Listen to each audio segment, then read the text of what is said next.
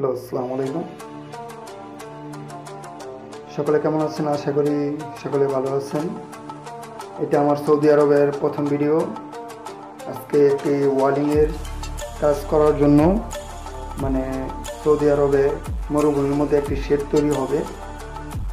সেই শেডটি তৈরি করার জন্য আমি এবং আমার ওস্তাদ আর কি ওখানে যাই মরুভূমিতে।